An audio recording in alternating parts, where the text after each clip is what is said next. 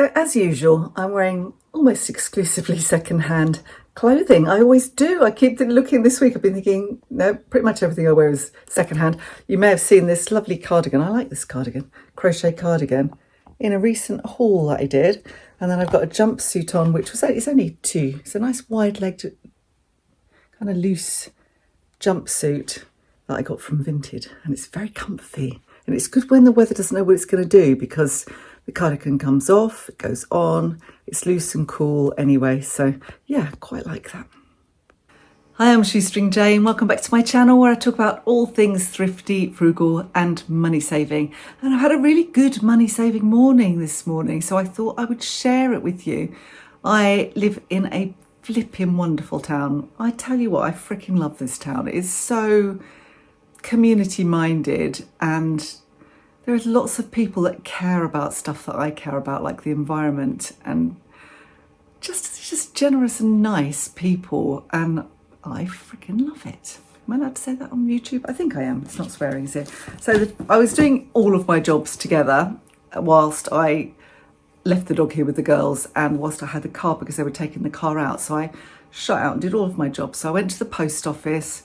Our post office is really good for me, actually, because I sell stuff online. It takes obviously Royal Mail, and it takes DPD. Doesn't do Yodel, but that's fine because I don't use Yodel very much.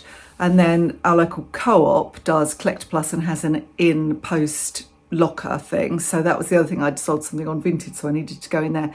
While I was in there, I picked up some yellow stickers. Not the best time to pick up yellow stickers, they're just the first reduction. So I'll show you those first. So this is what I bought in the co-op. Not the massive reductions that I would get if I popped in later in the evening, and I'm trying to get into the habit of doing that more often, but still reductions because the co-op is quite expensive. But this is pretty much all I'm going to buy this week, because I have been through the fridge and the freezer and got loads of stuff in the cupboards. I thought rather than do a meal plan, I would see what I could get reduced first and then work the plan around what I can find and what I've got already. So that's not the way I usually do things. So I usually go through all the cupboards and see what needs using up first, write a meal plan based on those, and then go out with particular things in mind. So I've done it a bit differently. I did have a rough idea. I needed to get something for tonight. The girls have been here, two of my three daughters. One of them lives locally anyway, so she's not staying. They've been here Izzy's been here the best part of a week. Chloe's been here about 4 days. So they're here for another couple of days. So you really notice the difference to the grocery bill. It just makes me realise how hard families have got it buying food, because, you know, I keep ours down quite low.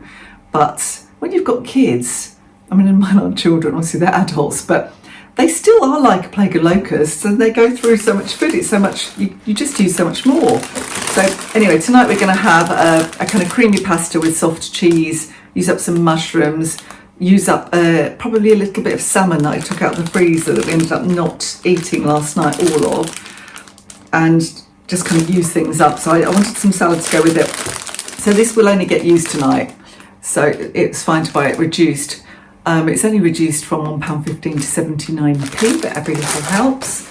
And I already have some things like grated carrot I can put in it, and some olives. I got these for Archie because he has a bit of chicken chopped up in his kibble. He does have one big pack that I've just cooked and one big pack in the freezer. So this should take us another week if I chop it up small and give him more kibble. So they're reduced from £2.60 to £2. So again, not a massive reduction, but not bad. Kale, I think we'll probably use this tomorrow or Monday. So I think it will be okay. It goes till today, I think is the use by date. Curly kale, reduced from £1.5 to 76p. I've got to put these in the freezer quickly, actually. I'd forgotten about these. And because my grown-up children go through treats and things so quickly, I picked these up because everybody loves a fab in this house, and they are on offer in the co-op at the moment. They were £3.15 if you just buy one pack, £4 if you buy two. So I'll stick those in the freezer. Because we don't tend to eat a lot of desserts normally, somebody says, oh, I feel like something sweet for pudding. That's what they can have, and it's not full of calories either. So I picked up this for me because I'm the only one in the house today, and I thought, why the hell not? I'll try one of these, reduced from £1.5 to 50p. It's a chocolate protein pudding, and it's probably full of old rubbish, but I fancied it. This bacon I got just because it's quite handy to have bacon. I'm probably going to do another pasta dish which will have bacon in it. So I can't remember, that wasn't reduced, I can't remember how much it was. I spent £15 altogether, but then didn't take a receipt, which is not helpful when you're trying to do this kind of thing. These were chicken drum fillets. I find these are really good value. They're so much cheaper than chicken thighs, and much, much cheaper than chicken breasts. And I don't even like chicken breasts. I always think you have to be so careful how you cook them. I don't think they have as much flavour, they dry out really easily, whereas thighs and drumsticks don't. And these were only £2.25 to start with, and now they're £1.69. So I'll do something with those in the week. I'm not entirely sure what. I got coleslaw, I love coleslaw, reduced to 80p from £1.95. We'll have some of that tonight and some of it over the next couple of days. And then soft cheese, I did want low-fat soft cheese, but they only had Philadelphia, which was double the price. So Co-op cheese we got, which isn't low-fat, but when it's mixed between all of us, it won't be too bad. So I mix it up with the pasta, some peas, the rest of the little bit of salmon. There won't be that much. Perhaps maybe an onion. I can't think what else. Probably that. Oh, Parmesan cheese, and perhaps a little bit of grated cheddar on top. Anyway, better go and get those fabs in the freezer. This is my Co-op bag. Honestly, I've had this. I've got 2 of these. It's absolutely knackered. Every now and then I wash it. But they're so handy because they last forever and they fold really small in your handbag, so you've always got a bag. A little bit of Velcro on. As you can see, it has broken once and I've just tied it together. I'm still using it because Co-op don't sell them anymore. Anyway, onwards and upwards. And then after I had been to the Co-op, I walked down to the library because I wanted to pick up this book. So it's Kate Humble, A Year of Living Simply. And it's been around a while, this, but I like Kate Humble a lot. I think she's a really nice presenter. And I saw it and I thought, yes, I would like to read that. I think 2021 she published it. So it's right up my street. I mean, I've just opened it to find a chapter headed Make, Do, Amend. I think I have a chapter headed Make, Do, Amend in my own book, actually. Link below. Maybe mention it while I get the opportunity. But yeah, it's about just simple living, and I love this kind of stuff, and I probably won't learn anything from it, but you know, I enjoy reading this kind of book. So got that from the library. And then opposite the library, there were some people doing a seed and plant swap. But when I went over to have a little look at it, I thought, well, I haven't got anything to swap, so are they going to charge me? And they said, no, everything's free. All of the plants here we've grown because we want to encouraging people to grow for nature. So they gave me this Gardening for Nature leaflet, and it's got an email in it, so if I want to join them I can, and if I want more information I can get more information. And I mean, we tend to try to garden for nature anyway, but we could do better, I'm sure. They do little areas in town as well where members of the community just keep them, they garden the areas, and they're beautiful. And there's one just as you come in to our road that is full of spring, summer flowers, foxgloves, poppies, all sorts of just stunning flowers. It's just a little area, but somebody tends it, and it just lifts your heart as you come round the corner. It's absolutely fantastic. And then, I forgot to, I'll show you the plants. Let me show you what I've got. This one is valerian, you can see, and that is supposed to be good for migraines and headaches. And I don't want to put that on my rug because I think it's slightly leaking. And then I have spent one on my way out, which is annoying. I can't remember what this one is called. You will tell me. You'll know. I can't remember what it is. Grows anywhere, apparently. These are the flowers, but stupid. It looks a bit like rosemary, but it's not. She told me what it was called. Something tail. Anyway, one of you will tell me in the comments, so I've got that. And then a couple of daisies, because I like daisies. We've got a lot of this growing around, and I thought Justin could put that in the rockery. We've got quite a bit already, but it's not growing where we want it. It's just self-seeded into like the edges of the walls and the paths and things. And I think if we try to pull it up, we'll kill it. So I was quite glad to see that. spreads really quickly and it looks lovely.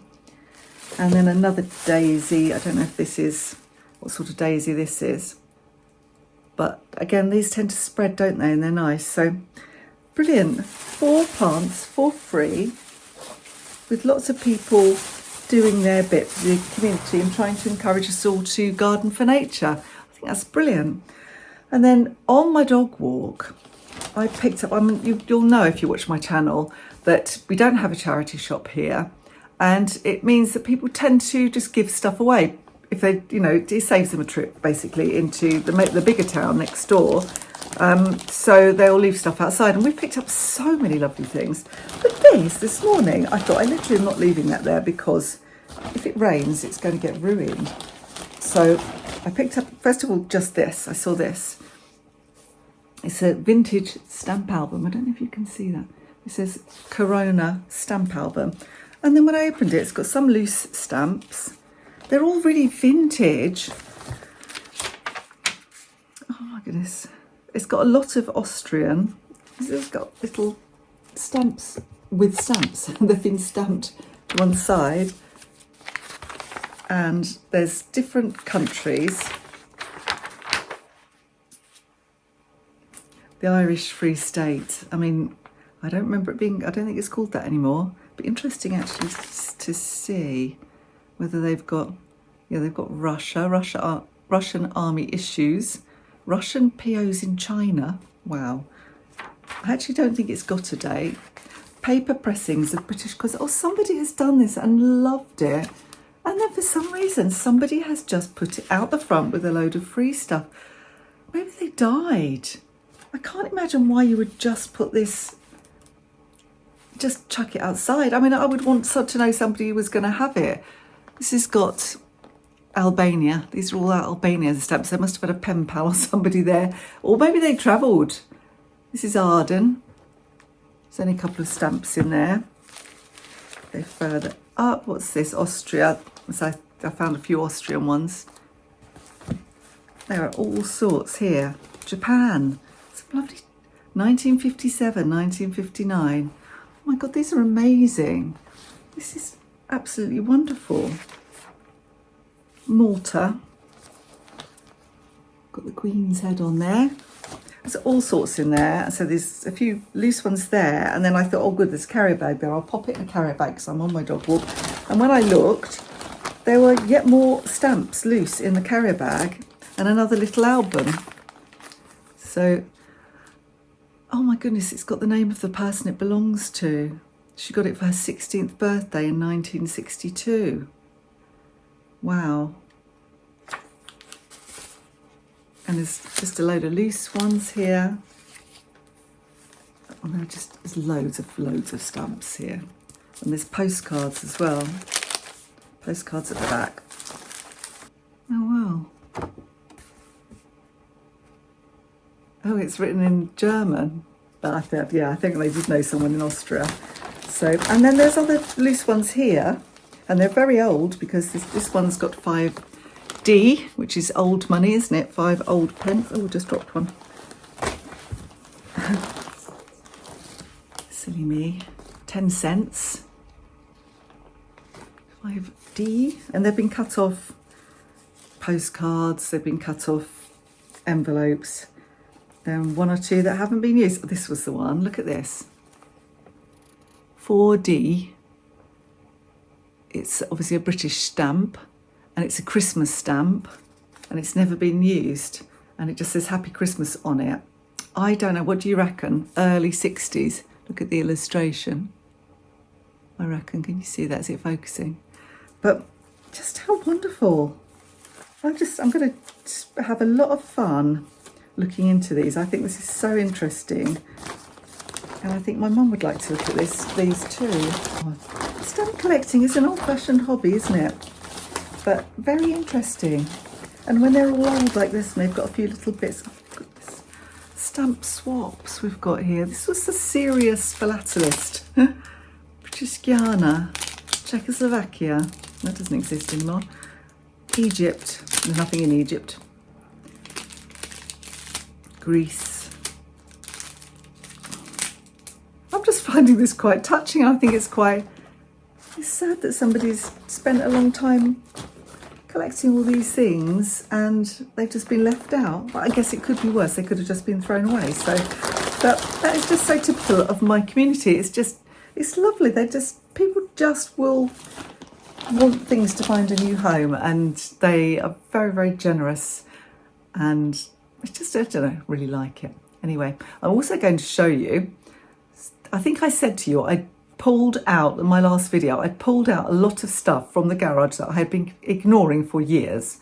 And I have spent all week listing frantically, trying to get my eBay shop up and running again. And it's really worked. The more you list, I've sold a lot more this week than I have for a few months. So it really works, but you have to keep on and on and on and on at it and really keep going.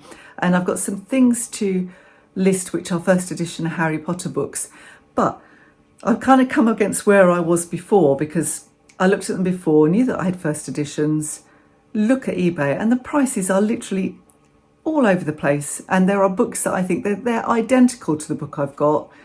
And one of them, for a very similar book, although the person selling it said they'd never ever read it, but it still had some fading from being on a bookshelf. They'd never read it, so it must have been immaculate inside. And they were charging £5,000 for a hardback first edition of, I think it was The Order of the Phoenix. And I looked and I thought, well, I've got one identical, completely identical to this. But then I looked, one had sold for £3, one had sold for £12.50, some had sold for £400. And I'm thinking, well, I can't see any difference in the descriptions between these. So I really just don't know what to put them on for. And I have I can see them behind me.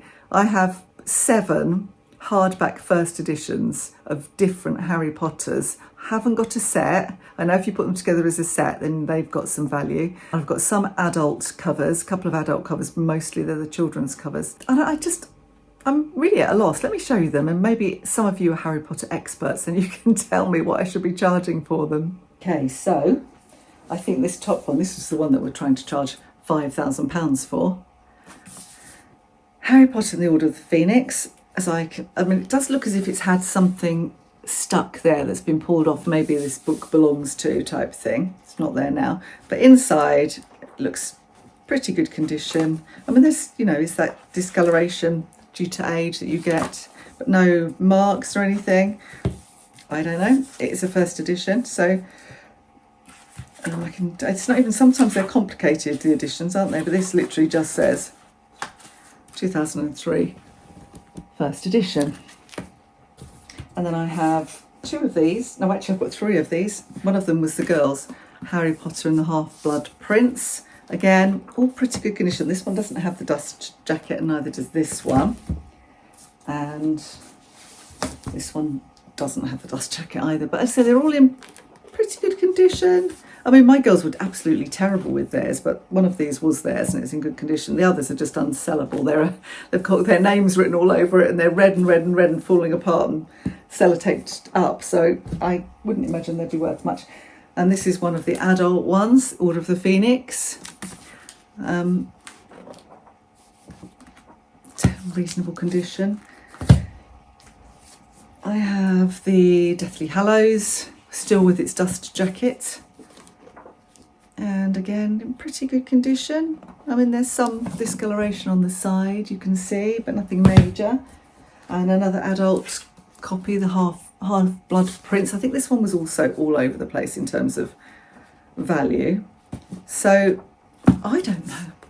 It's where I keep stopping. I keep get to this one, I think I'm going to list them, and I think, I have no idea what to list them for. My other option, I guess, would be to put them on auction, maybe group them together, like perhaps I'll put these 2 together and just start them at, I don't know, 20 quid for the 2 and just see what happens. I suspect that's probably what they'll go for. If you know any different, please let me know. And the other reason I love where I live is because it's just very, very beautiful. It's really a lovely place. I really hope that I can live here forever. I don't know if I'll be able to, but it's just such a lovely place. I feel so blessed to have ended up here. And there's so much lovely countryside. I've had cookers. I'm going to show you. Me and Archie went to we had to get out of the house because one of the girls had an interview and we didn't want him barking halfway through it. So it was just an online interview, obviously. And so I took him out and I had post to do, and I thought, well, I'll just go and have a little explore. And we went to a little village next to us. Me and Justin have been to, I think I may have shown you this on a previous video, but we didn't want to walk very far. We just had a little walk around the churchyard, and it's an abandoned church. I say abandoned, it hasn't been abandoned. The graves themselves are still part of another church, and there are still new gravestones there, which I hadn't realised till I went this time. So it's still being looked after, but it's full of wildlife and a beautiful area. The church itself is tumble down. It's a very old church that's just derelict, really.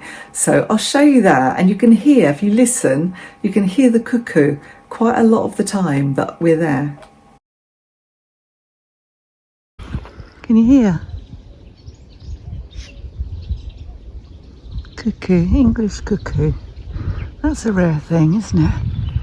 We just stopped. Archie, stop pulling. We just stopped off here because we have to keep out of the house because Isabel's got an interview. So we thought we'd get out of the house, do the post, and come and look at this lovely old church, ex-church. The noise in the background is the quarry. Cuckoo's still going. Archie's being a pest, dragging me around. Wait a minute, I'm not letting you off.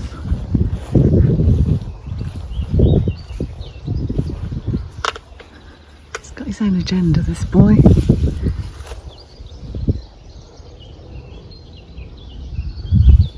He's still going, that cookie. How lovely. Don't hear that very often, do you?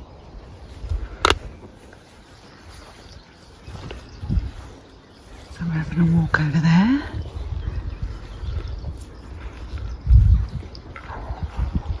What do you think, Arch? Okay, that is the quarry, I think, making that noise very loud.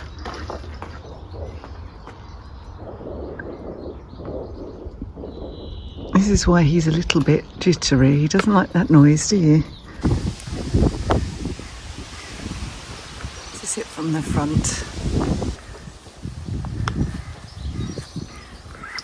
1898. Henry and Martha. The Bartons. They must have been the great and the good, mustn't they?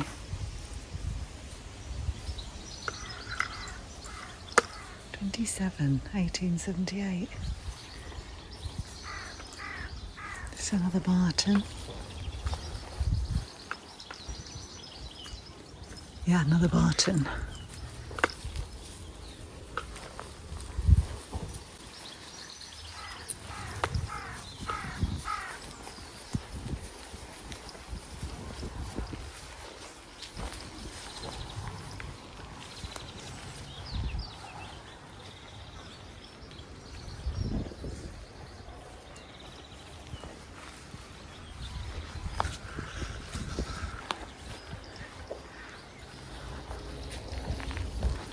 And it helps if we go the same way around the gravestones there, doesn't it?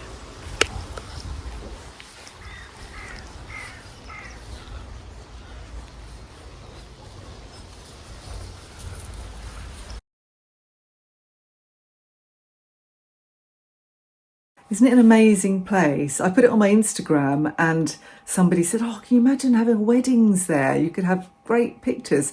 I thought we could, as long as it doesn't rain because there's no roof. But I can imagine somebody making a horror film there or something, some sort of film students. It's a very atmospheric place. And from there, we normally do a really good long walk, and we can walk all the way down to a creek and then all the way back here. So it would probably be a good, 5 or 6 miles, but we can do several really good walks from there. It's just lovely. So I'm really, really lucky, I realise that, to live here. But I haven't lived here always. I've had to wait till I'm in my 60s to be somewhere that I love so much.